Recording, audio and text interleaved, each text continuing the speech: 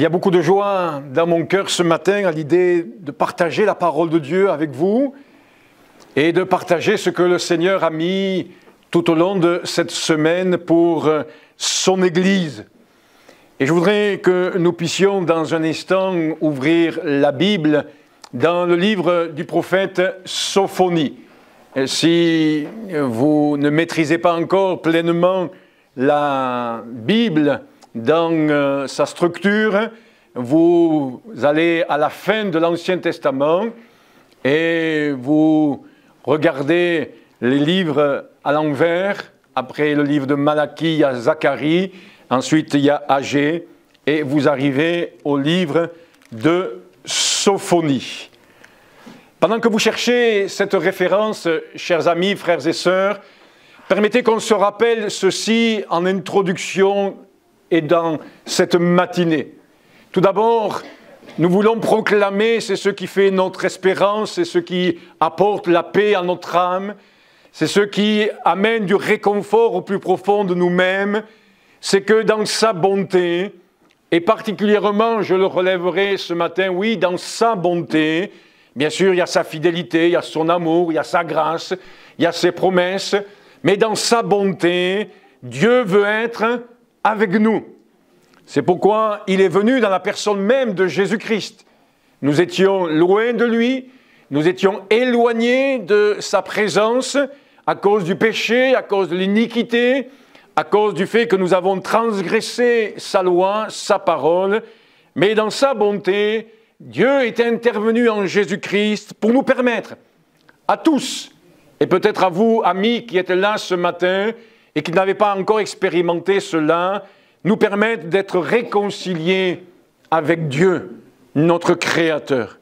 Nous apprécions, et peut-être que nous qui sommes déjà engagés avec Jésus-Christ, nous pourrions témoigner ce matin que oui, nous apprécions que Dieu soit avec nous. Amen. C'est pourquoi nous aimons citer ce passage de l'Épître aux Romains où il est dit ceci, s'il est avec nous, ou en d'autres termes, s'il est pour nous, qui sera contre nous?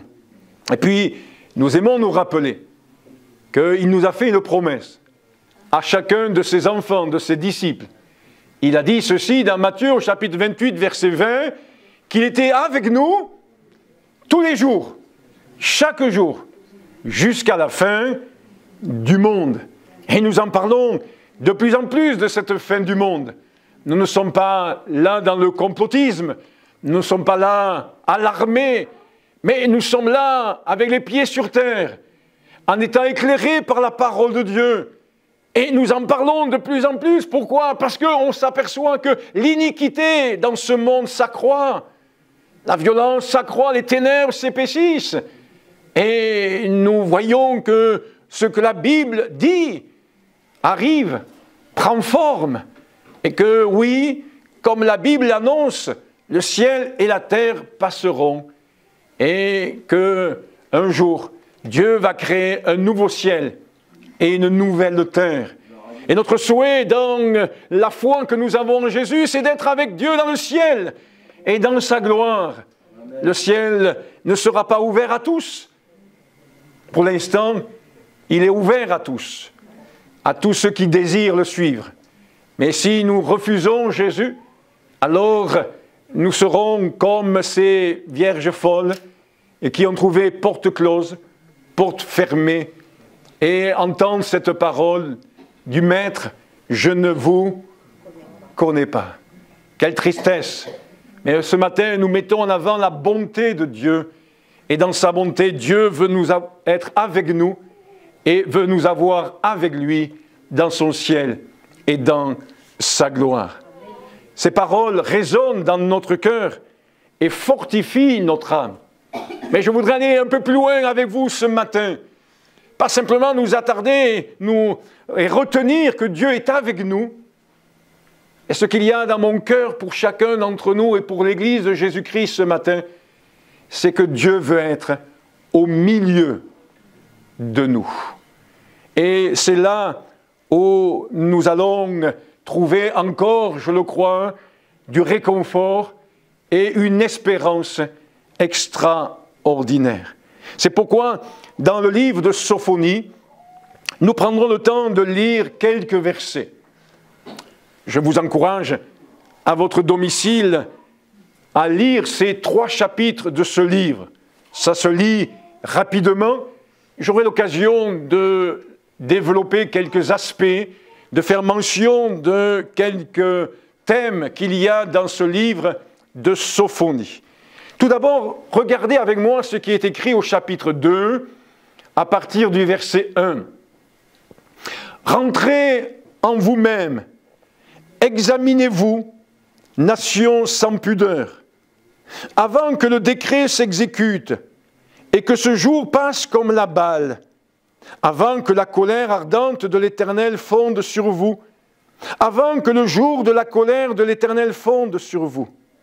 Cherchez l'Éternel, vous tous, humbles du pays, qui pratiquez ses ordonnances. Recherchez la justice, recherchez l'humilité.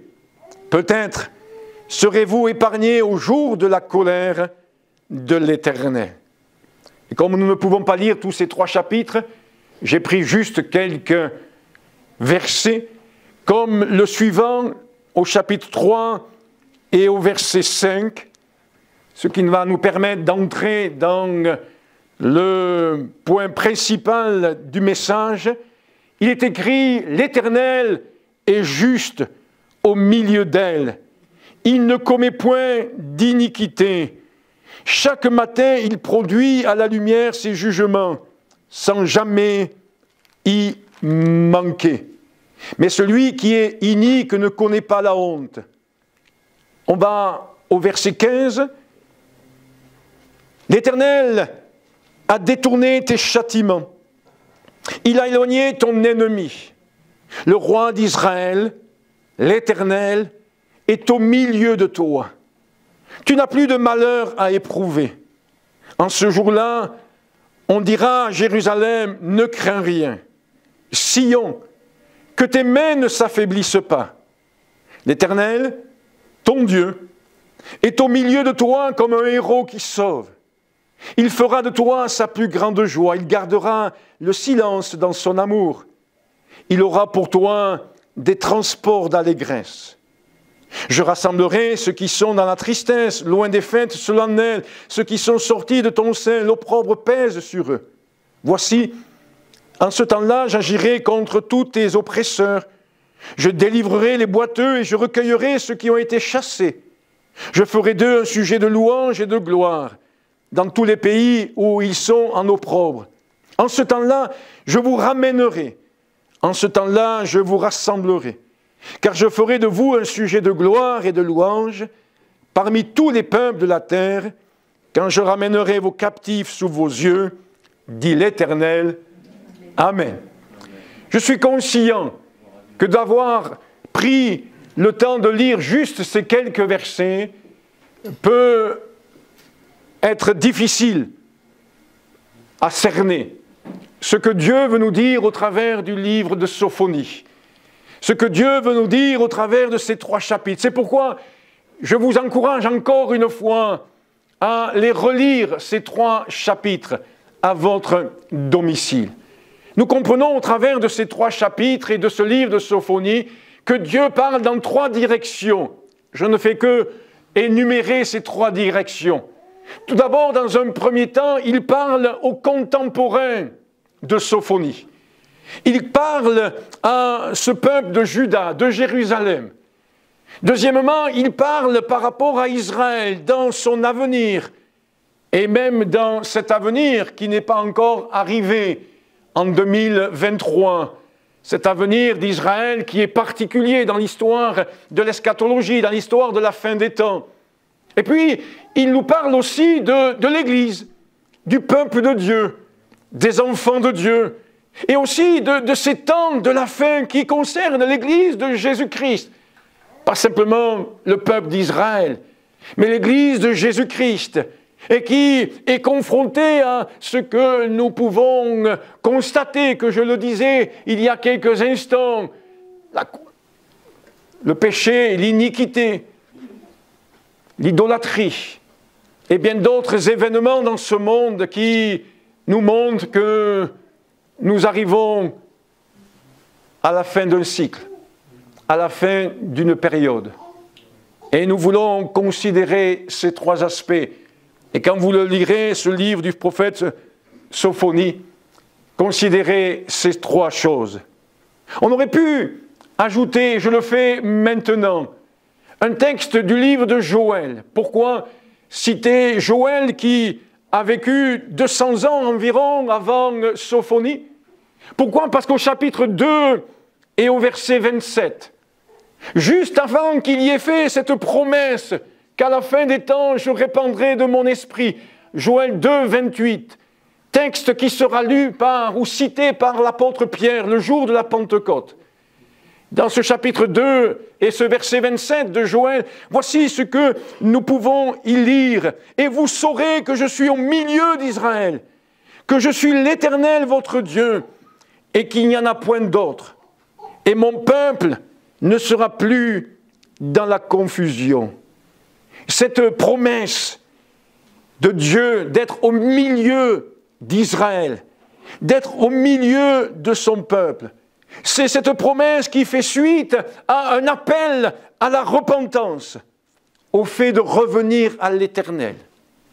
Et dans le premier passage que nous avons lu tout à l'heure, dans Sophonie, au chapitre 2 et au verset 1, c'est bien là aussi ce qui était mentionné, ce qui était annoncé et demandé par Dieu au travers de son serviteur. Alors, voici le tableau que nous dresse Sophonie et qui ne peut que nous interpeller aussi chacun d'entre nous dans cette perspective que Dieu a pour son Église d'être au milieu de nous. Et je pense que vous êtes d'accord avec moi si je dis que notre souhait, c'est que Dieu soit au milieu de nous.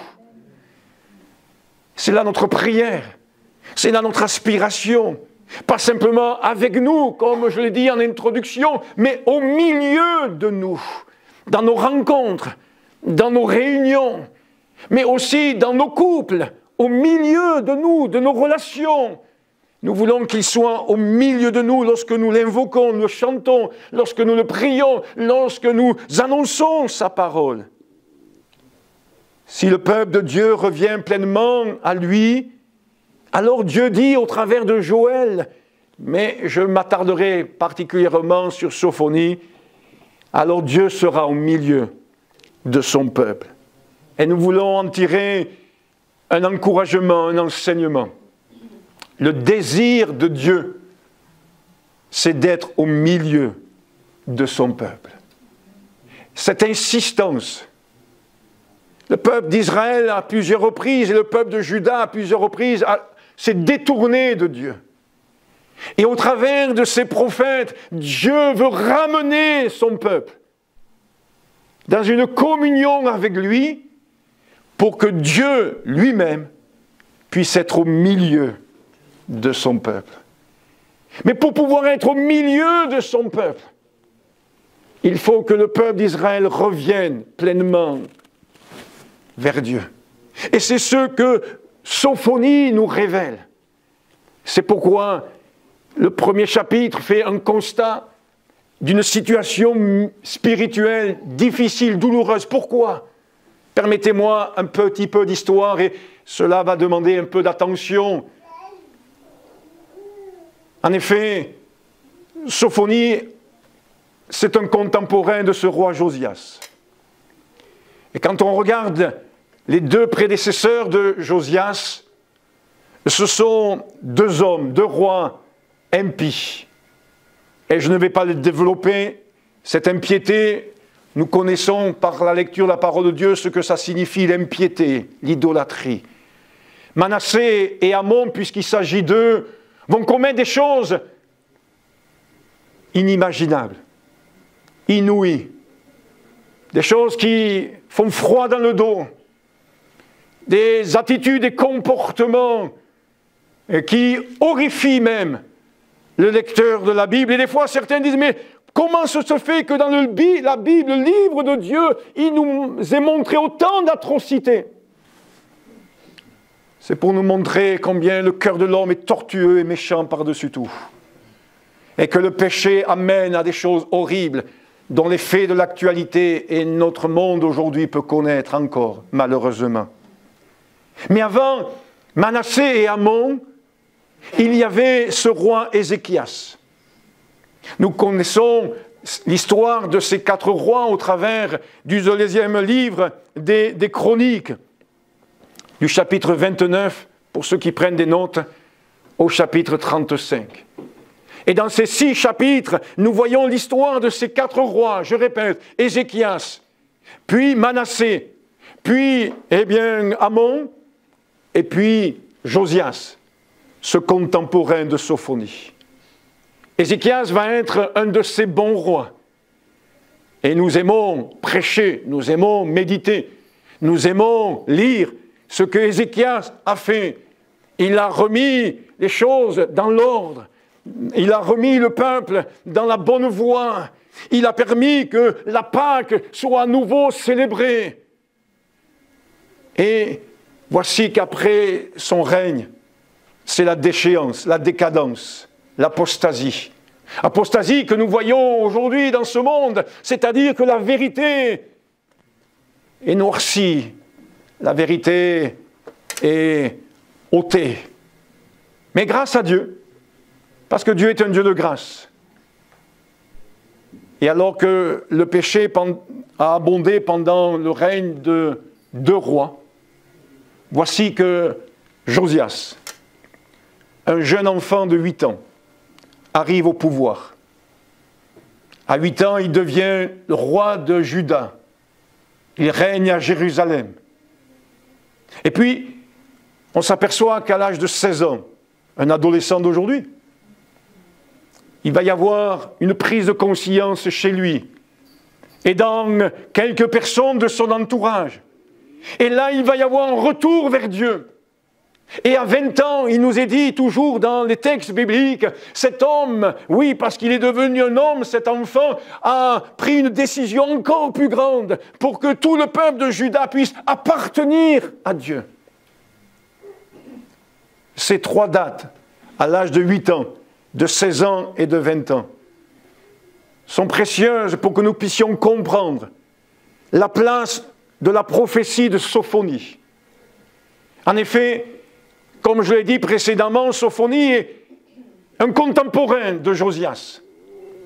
Et quand nous lisons ne serait-ce que le chapitre 2 et ensuite le chapitre 3 de Sophonie, nous nous apercevons que oui, nous comprenons pourquoi ce jeune Josias de 8 ans, puis de 16 ans, puis de 20 ans, va être encouragé à revenir vers l'Éternel. Il hérite d'une situation misérable. Il hérite d'une situation morale, spirituelle. Et puis aussi, il y a eu ces avertissements de la part de Dieu. Dieu qui va annoncer au peuple de Juda qu'il va leur arriver la même chose qu'aux 10 tribus d'Israël qui ont été exilées. Parce que les 10 tribus d'Israël précédemment n'ont pas tenu compte de la parole de Dieu. Et ils ont été là, amenés comme esclaves par l'ennemi. Mais Juda pense qu'eux, ils sont à part. Parce qu'il y a Jérusalem. Parce qu'il y a le temple. Ils se sentent plus spirituels, plus forts.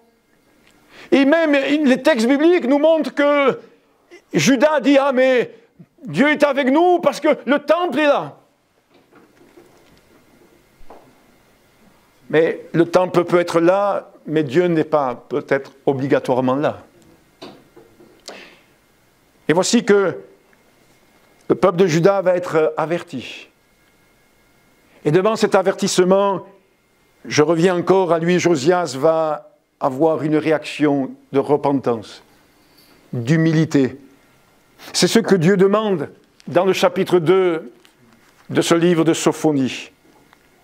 Et c'est pourquoi, lié à cette repentance, la bénédiction est promise. Je résumerai les choses de la manière suivante. Il y a toujours une promesse de bénédiction. quand Dieu nous invite à revenir à lui. Il y a toujours un sujet de joie, d'épanouissement, de développement moral et spirituel. Et la bénédiction que je relèverai, ou la promesse de bénédiction que je relèverai ce matin avec vous, c'est celle qui fait le titre de ce message. Dieu veut être au milieu de son peuple. Il ne veut pas être en périphérie, mais il veut être au milieu de son peuple. La prophétie donnée par Sophonie résonne pour moi, et j'espère aussi pour chacun d'entre nous, aujourd'hui. Et elle doit résonner aujourd'hui dans son Église. Elle est un avertissement solennel à propos du jugement de Dieu contre le péché. Le jour de l'Éternel, puisque c'est ainsi que Sophonie parle de cet événement qui pourrait arriver. Le jour de l'Éternel dont parle Sophonie nous amène à considérer tout ce que la Bible peut dire en ce qui concerne les temps de la fin.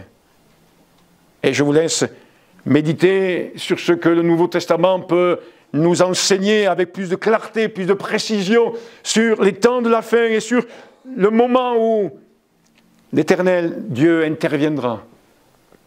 Parce que c'est un Dieu juste. Et la parole de Dieu nous dit qu'un jour, le jugement de Dieu sera exercé. Mais en attendant, nous sommes dans la période de grâce. Le pardon est offert à quiconque le désire et à quiconque reconnaît son iniquité. Face à une situation de chaos qu'il y a du temps de Josias, du temps de Sophonie, face à cette situation de péché, d'idolâtrie, Dieu ne tourne pas le dos à son peuple. Mais Dieu réitère à l'égard de son peuple le désir d'être encore au milieu d'eux. Si son peuple fait ce qu'il faut pour l'accueillir. Permettez de le dire autrement. Dieu montre là son cœur. Et le cœur de Dieu est dévoilé dans la prophétie de Sophonie. Et il montre par là qu'il veut être au milieu de son peuple. Dieu le désire. Et cette volonté de Dieu d'être au milieu de son peuple, du peuple d'Israël dans l'Ancien Testament, mais au milieu de son Église, depuis la nouvelle dispensation, la dispensation de la grâce, depuis l'Évangile, depuis que Jésus-Christ est venu dans ce monde, c'est d'être au milieu de son Église et pas à côté. C'est une volonté de Dieu qui est bien marquée, bien présente dans la Bible. La volonté de Dieu d'être au milieu. Je sais que des fois, sur le plan humain, il y a des personnalités, il y a des personnes qui aiment bien être au centre de la discussion. Mais ce n'est pas dans ce sens-là que nous voulons considérer le fait que Dieu veut être au milieu de nous. Il veut être au milieu de nous pour pouvoir faire jaillir sa présence, pour communiquer ses grâces, ses faveurs, sa bonté, son salut et tout ce qu'il est. Oui, je disais il y a quelques instants que la volonté de Dieu d'être au milieu de son peuple est bien marquée dans la Bible. Regardez avec moi quelques exemples, tirés tout d'abord de l'Ancien Testament. Et puis nous irons dans le Nouveau Testament pour montrer que du début de la Genèse jusqu'à l'Apocalypse, oui, je ne me trompe pas, il est bien montré que Dieu veut être au milieu. Et permettez-moi de le dire, il a tout le droit. Parce qu'il est merveilleux, parce qu'il est bon. Il a tout le droit d'être au milieu parce que c'est Dieu. Et parce qu'il est celui qui est le seul, comme nous l'avons vu dimanche dernier, qui peut être une source de vie, et nous amener dans un second temps à être nous-mêmes une source de vie. Alors, dans la Genèse, je fais mention, et la Bible nous révèle au chapitre 2 et au verset 9, que dans ce jardin de délices, que dans ce jardin que Dieu va créer pour l'homme, pour la femme, il nous est dit, Dieu fit pousser l'arbre de vie au milieu du jardin. Et c'est à nouveau redit au chapitre 3 et au verset 3. Et ce n'est pas anodin que la Bible nous précise, nous donne ce détail, j'allais dire géographique, par rapport à la disposition des choses dans ce jardin. On ne sait pas où les autres arbres ont été disposés. On ne sait pas exactement comment les choses étaient organisées. Mais en ce qui concerne l'arbre de vie, il était au milieu du jardin.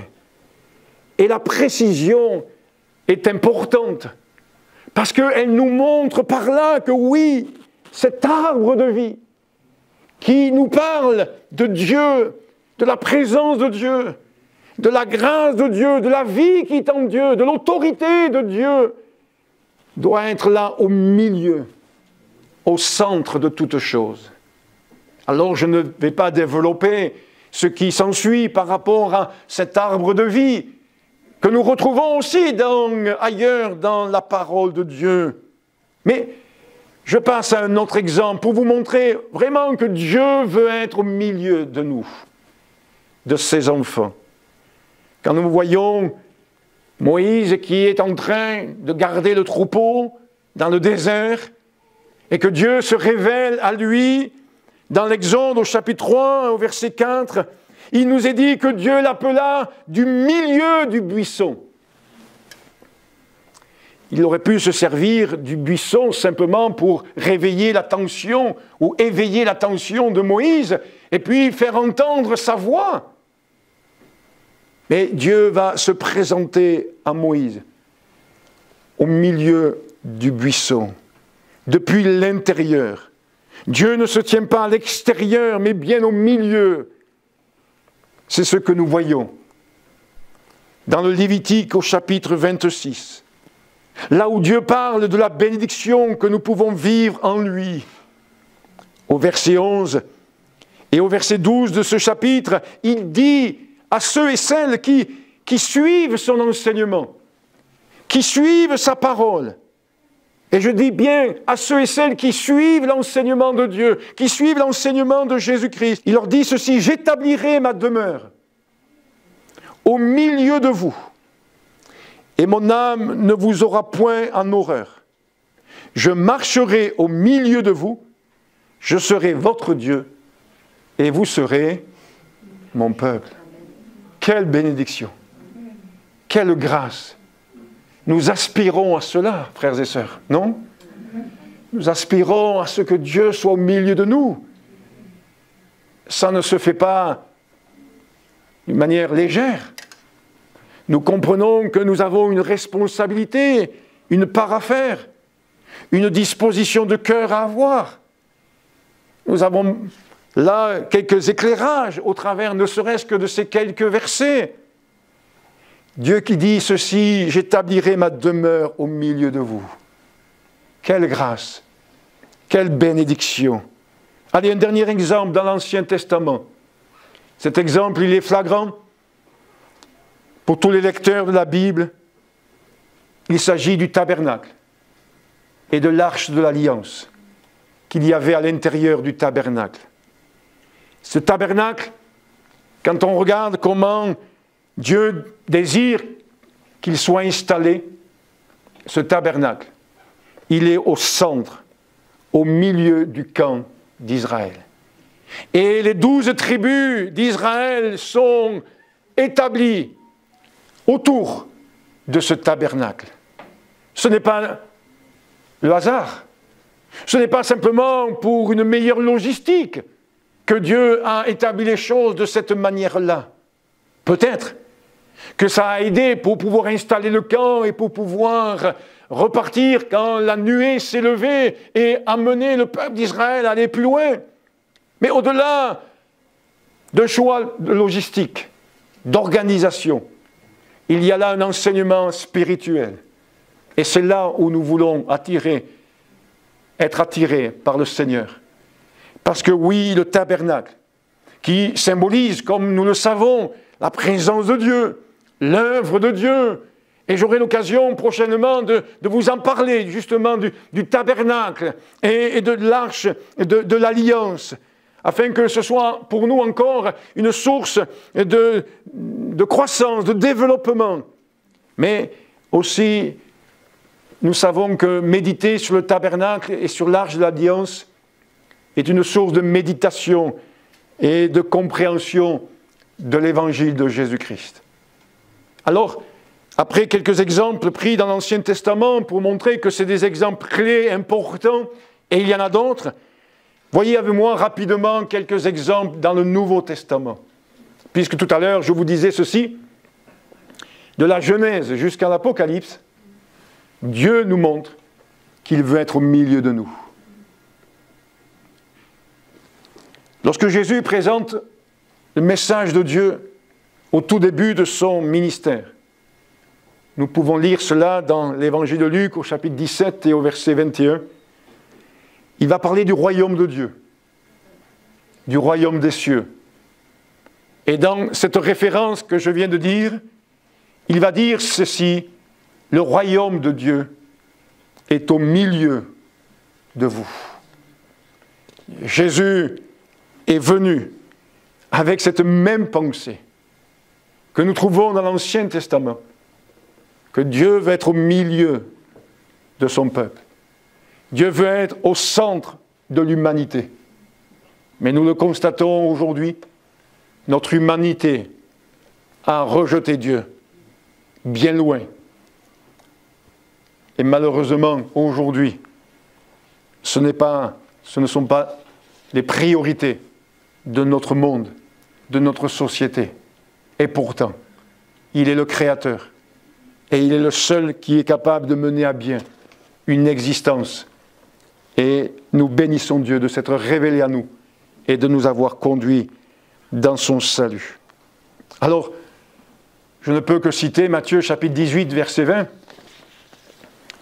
où là, Jésus, allez, permettez-moi l'expression, enfonce un peu plus le clou, mais ce n'est pas un clou qui fait mal, c'est un clou qui nous amène à être dans l'espérance.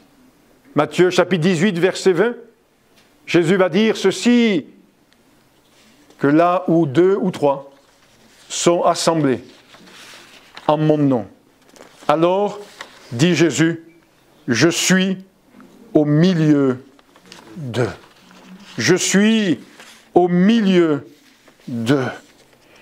Assemblés non seulement en son nom, mais assemblés aussi pour son nom, pour mettre en avant le nom de Jésus.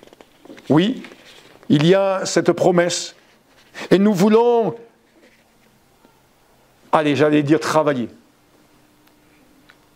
à bien nous préparer lorsque nous nous rassemblons, lorsque nous nous réunissons, de pouvoir bien disposer nos cœurs, afin que lorsque nous sommes assemblés au nom de Jésus, ce soit dans l'unité de la foi, que ce soit dans l'unité de l'esprit, que ce soit ayant une même pensée, pas celle d'un pasteur, pas celle d'une personne, de l'Église, non, mais la pensée de Christ, la pensée qui découle de l'enseignement de Jésus-Christ, afin, comme ça a été dit dernièrement, nous ayons un même langage, afin que ce monde soit éclairé. Quelle bénédiction! Et j'emploie souvent ce mot ce matin, veuillez m'en excuser, de savoir que Dieu veut être au milieu de nous. Parce que lorsque Dieu règne au milieu de nous, alors il y a la délivrance, il y a la paix, il y a ce que nous verrons tout à l'heure et qui est mentionné dans le chapitre 3 de ce livre de Sophonie. Mais permettez que je puisse faire mention de 2 références dans le livre de l'Apocalypse. Une qui est malheureusement négative, mais nous voulons nous appuyer sur cet exemple négatif pour faire les bons choix et que cela nous serve d'exemple afin que nous ne tombions point dans le même travers que cette Église. En effet, c'est d'une Église qu'il s'agit au chapitre 3 et au verset 20, où on comprend bien que dans cette Église, Jésus n'est pas au milieu. Jésus n'est pas au centre. Pourquoi nous pouvons le comprendre? Pourquoi? Parce qu'à un moment donné, dans l'exhortation, dans ce que Dieu dit à cette Église, il va dire ceci. Il va dire, voici, je me tiens à la porte et je frappe. Nous comprenons aisément que Dieu n'est pas au milieu, il n'est pas au centre, il n'est pas la préoccupation première, il n'est pas celui qu'on cherche d'abord, il n'est pas celui qu'on cherche premièrement, avant toute chose.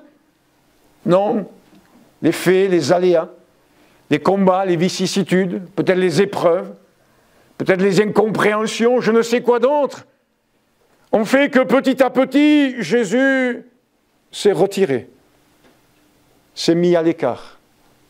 Et cette église de Laodicée a pu être comme du temps de Sophonie, comme du temps de Joël, exhortée à la repentance, afin que Dieu soit à nouveau au milieu d'elle. Et donc, dans l'Apocalypse au chapitre 22, versets 1 et 2, voici ce que nous pouvons y lire. Et avant de lire ce texte, je me dis, mais si Dieu, de la Genèse jusqu'à l'Apocalypse, nous révèle qu'il veut être au milieu de nous, c'est vraiment quelque chose qui est précieux à ses yeux. Qui est précieux à ses yeux. Un peu comme si quelqu'un de proche de vous ne vous donnait pas de vos nouvelles, de ses nouvelles, pardon. Et chaque fois que vous avez l'opportunité, vous lui dites « Ah, mais téléphone-moi, envoie-moi un SMS, contacte-moi. » Parce qu'il y a ce désir en vous d'avoir communion avec cette personne, d'avoir une relation, un dialogue, un partage avec cette personne. Et vous êtes là dans une forme d'insistance. Ce n'est pas une insistance dans une dimension de pression négative, pour s'immiscer, s'ingérer dans la vie de la personne. Non, c'est une insistance pleine d'amour, d'un cœur qui aime et qui veut avoir des informations, des nouvelles, qui veut avoir une communion.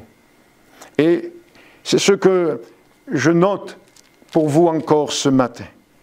Apocalypse 22, verset 1, il nous est dit « Et il me montra un fleuve d'eau de la vie, limpide comme du cristal, qui sortait du trône de Dieu et de l'agneau, au milieu de la place de la ville, et sur les deux bords du fleuve, il y avait un arbre de vie, produisant 12 fois des fruits, rendant son fruit chaque mois, et dont les feuilles servaient à la guérison des nations. » Quelle grâce!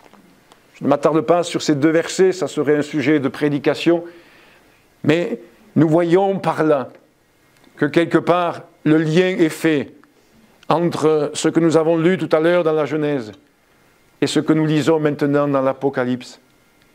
Dieu est celui qui est au milieu de toutes choses et il veut être au milieu de son peuple.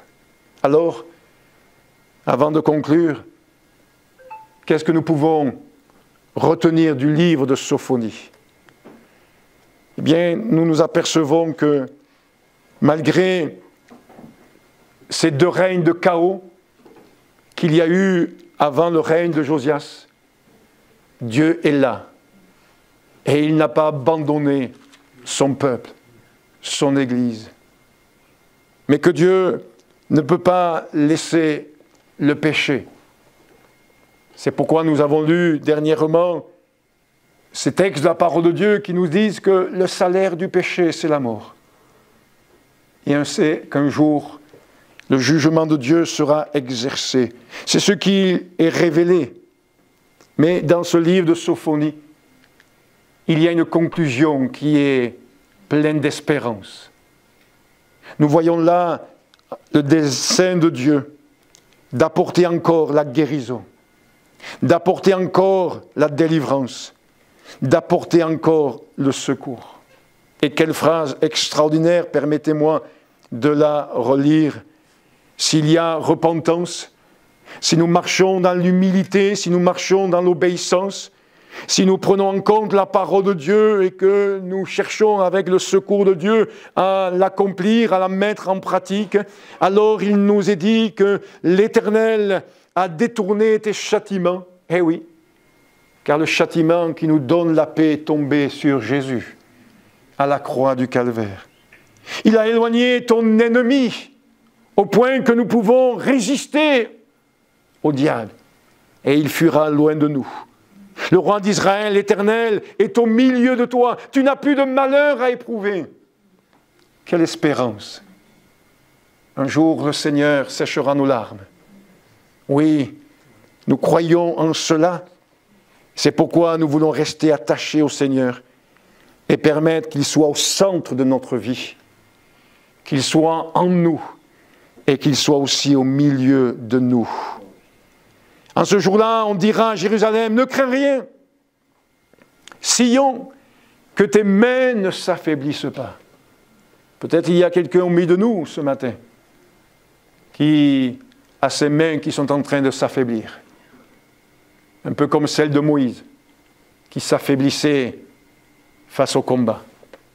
Mais Dieu est là pour fortifier tes mains, te relever et te donner encore du courage pour aller jusqu'au bout du voyage, jusqu'au bout du chemin, et pour entrer dans sa gloire. C'est pourquoi il est dit au verset 17, « L'Éternel, ton Dieu, est au milieu de toi comme un héros qui sauve. » Alléluia. Il est au milieu de toi. Oh, ce n'est pas le petit Jésus. Il n'y a pas là de la médiocrité. Il n'y a pas là quelque chose de petit, de misérable, de minime. Mais il y a là une œuvre grande, glorieuse, puissante. L'Éternel, ton Dieu, est au milieu de toi, comme un héros qui sauve. Il fera de toi sa plus grande joie. Il gardera le silence dans son amour. Il aura pour toi des transports d'allégresse. Il n'est pas question que ce soit simplement nous qui nous réjouissions, qui soyons dans l'allégresse, mais Dieu lui-même se réjouira et veut se réjouir de voir son peuple réuni, de voir son peuple béni, de voir son peuple guéri, de voir son peuple en bonne santé, de voir son peuple dans l'espérance, de voir son peuple dans l'attente de l'enlèvement, oui, de voir son Église bien prête à l'enlèvement. On s'habitue aux choses. Permettez-moi des fois de dire cela. Il n'y voyait pas une pensée négative. Mais des fois, je me couche le soir, je m'endors. Je m'endors rapidement. Mais avant de m'endormir, bien sûr, j'exprime à Dieu de la reconnaissance, de la gratitude. Et je me dis ceci. Peut-être je ne me réveillerai pas. Et je me dis des fois, on s'habitue tellement à se coucher, à s'endormir et à se dire demain je ferai. Et demain ne nous appartient pas. Et des fois je me couche, le soir je m'endors, et avant de m'endormir, je dis Seigneur, je veux être prêt. Je veux que mon cœur soit pur. Je veux que si c'est ma dernière heure, je puisse partir avec toi. Quelle grâce le Seigneur nous accorde. Oui, nous avons besoin de considérer que rien n'est acquis. Rien n'est un dû. Et ce n'est pas une habitude de vivre ici-bas sur cette terre. Non. La Bible nous dit que notre existence, c'est comme la largeur de la paume de la main. C'est rien face à l'humanité, à l'éternité, pardon. Et Dieu est là. Alors restons confiants dans la promesse du Seigneur. Ce que nous voulons retenir du livre de Sophonie et de la parole de Dieu, c'est que lorsque nous sommes attentifs à elle, et que nous vivons dans un esprit de repentance, Dieu accorde à son peuple un temps de réveil. C'est ce qu'il a accordé à Josias. Il était peut-être jeune, mais l'Esprit de Dieu l'a animé et il a amené un dernier réveil au peuple de Juda. Je dis bien un dernier réveil, parce que quand vous lisez le 2e livre des Chroniques, vous allez vous apercevoir qu'après le règne de Josias, bien la décadence revient. Encore plus qu'avant. Comme dit l'homme de Dieu du Nouveau Testament, ils sont retournés vers ce qu'ils avaient vomi. La décadence, la déchéance s'est accrue jusqu'au jour où Dieu a pris ce peuple de Juda et l'a amené en exil pour l'amener à réfléchir. Mais cet exil a été comme un jugement de Dieu sur ce peuple de Juda. Alors que Dieu nous fasse la grâce d'entendre sa voix, de comprendre ce qu'il attend de nous, de chercher ardemment à ce qu'il soit au milieu de nous, et que ce soit un souhait ardent qu'il soit au milieu de nous, afin que, comme ce héros puissant, il puisse sauver, guérir, délivrer, sa gloire soit manifestée, des conversions aient lieu, des repentances aient lieu, des réconciliations se fassent, de l'unité s'opère dans les foyers, dans les familles. Nous puissions voir toutes sortes de personnes venir à l'écoute de l'Évangile, diverses générations se réunir ensemble, unis dans la foi, unis dans l'Esprit de Dieu pour le louer, pour le célébrer. Oui, un rétablissement, une restauration. Que Dieu puisse venir au milieu de son Église, ici à Ganges, montrer sa grandeur, sa puissance, et qu'il soit comme ce héros qui sauve. Je conclus par cette prière, exprimer les yeux ouverts. Oui, Seigneur, je veux que tu sois au milieu de nous. Et je veux tout faire, et je veux m'appliquer à ce que tu sois au milieu de nous. Et si vous le connaissez, je fais allusion à ce chant, c'est dans le « J'aime l'Éternel » le 772, qui dit ceci: Jésus, sois le centre. Jésus, sois le centre. Nous voulons qu'il soit au milieu de nous. Vous voulez bien qu'on puisse lui demander, et lui demander de nous aider à ce qu'il ne soit pas éloigné du centre, mis de côté, encore moins à la porte, mais qu'il soit le Maître, le Seigneur, au milieu de nous. Qui sommes-nous pour te demander d'être au milieu de nous? Et pourtant, Seigneur, c'est ce que tu désires que nous recherchions. Seigneur, si ta parole ne nous révélait pas ton désir d'être au milieu de nous, nous ne te le demanderions point. Mais comme ta parole nous le révèle, et comme nous découvrons encore que telle est ta volonté, nous te demandons, Seigneur, oui, que ta volonté soit faite. Sois au milieu de nous, dans tout ce que nous pouvons faire, dans tout ce que nous pouvons être, dans tout ce que nous pouvons projeter. Seigneur, fais en sorte que dans toutes ces choses et dans bien d'autres, nous ne perdions pas de vue que ce qui est une source de bénédiction, c'est que tu sois au milieu de nous. Merci d'être avec nous et merci de vouloir être au centre de toutes choses. À toi soit la gloire et l'honneur. Amen.